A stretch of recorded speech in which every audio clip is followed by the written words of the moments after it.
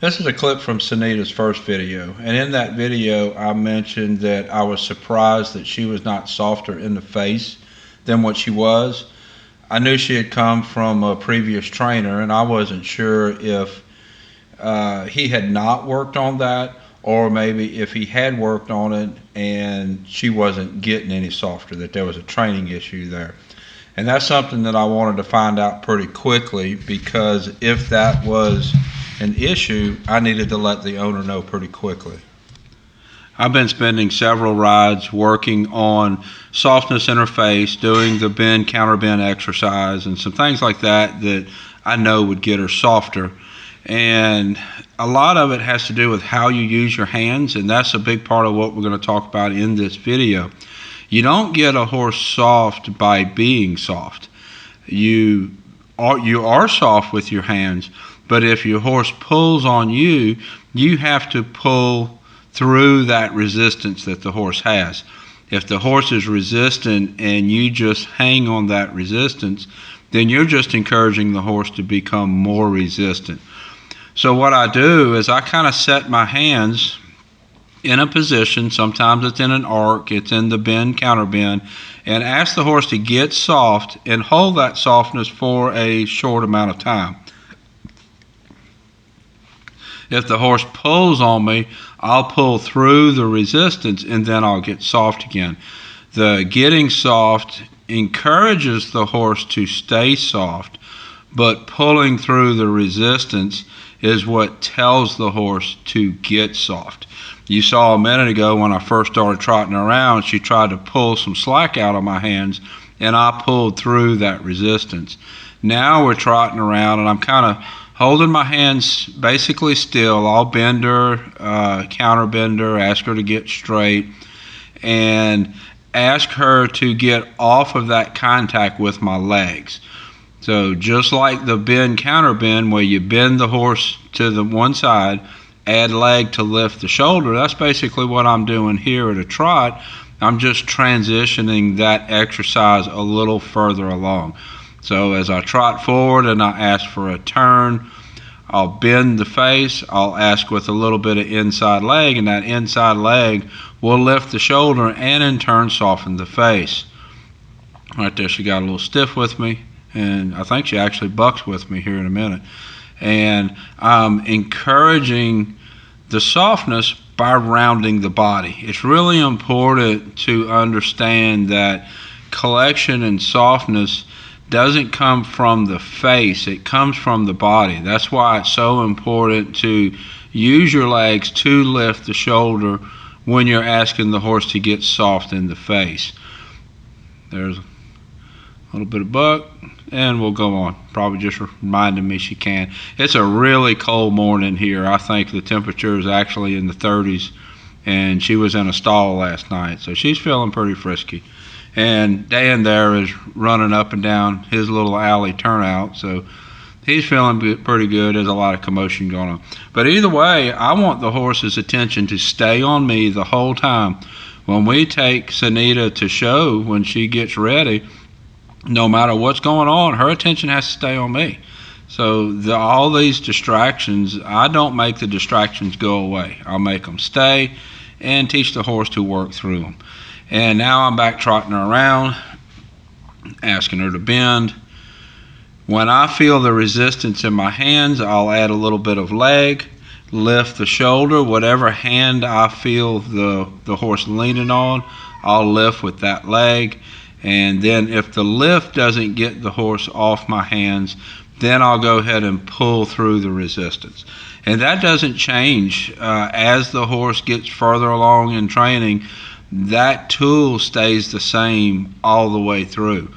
Even if a finished horse like Hank, if I'm loping him around and he's not getting soft on my hands, I'll do the exact same thing. I'll lift with my leg, and if he don't get soft off my hands from my leg cue, then I'll go ahead and pull through the resistance. But it's really important to do the lift with your leg before you pull through, because it's the body that you need to fix. The horse's head goes up and gets stiff because the shoulders are pushing down. I talk about that a lot, and that is really, really important. You have to have a soft body. A lot of people, it used to be an old thing. There's a good picture of what she was like 2 weeks ago and then now. Much, much softer, much, much better. And I see a lot of people, it used to be an old thing where you kind of seesaw the horse's face to get the nose in. It's an old training technique, and it gives an illusion of softness in the face, but it really doesn't teach the horse to lift his body and round his body and collect correctly. And that causes a lot of impulsion issues in the back end, because if you bring the nose in but you don't lift the shoulders, then you're not engaging the back end. And you end up with some impulsion issues and some issues with the horse not traveling correctly. Another issue that you'll end up with if you're seesawing the face in and not lifting the body is your horse will end up struggling with trot to lope or walk to lope transitions because of not lifting the shoulders and engaging the back end. I see that problem a good bit. Now here I'm asking her to just walk a circle. I'm wanting to start working on her spin, and in the process of working on the spin, I want her to step around and stay soft in the shoulders. If you've seen the videos of Gigi, I've had to work on her pole resistance and her left shoulder coming out. Or with Sonita here, I'm working on her softness, bringing her chin in. It's all just a matter of progression. They have different things they need help with, but it's all just a part of the training. Now here I'm asking her to just step over and maintain softness. Right there, she didn't really step over, so we're just going to walk back in our circle. I could just pull her around, or I could kick her around, and I could get the turn, but I want to get the turn correctly. I want to get it soft. If I force it now, then I'm going to have to go back and fix something later. So I want to get this turn soft, just a step or two, and you'll see in a minute. It's really nice here in just a minute.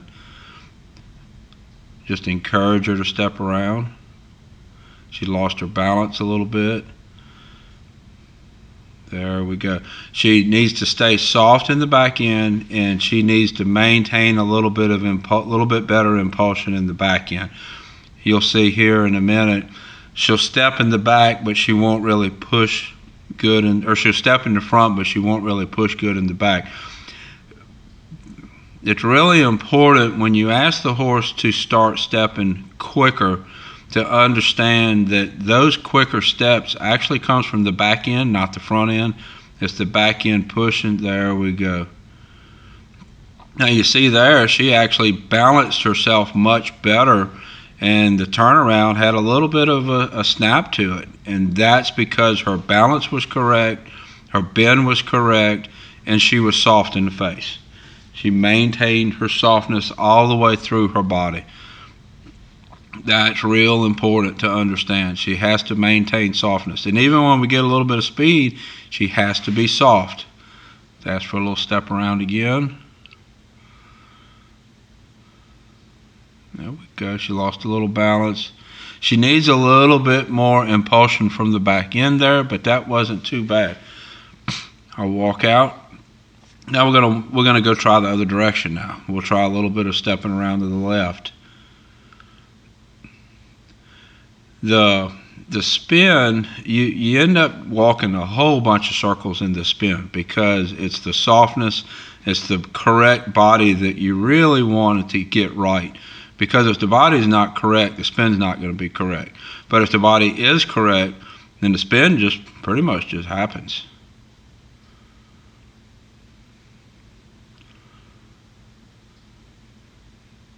Not too bad there. We need a little bit more impulsion from the back end again. Now I'm going to trot her a little bit, get her energy up. It's a balance between maintaining softness and getting energy up. Typically when they're in training, as you go faster, they get stiffer. So I need more energy. I need more push in the back end. Let's see if we can do that and maintain softness.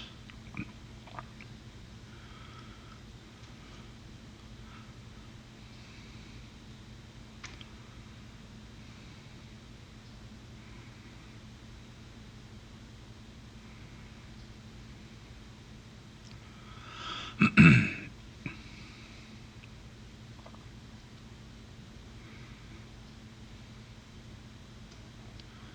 we're going to walk a couple of circles, ask her to step around again.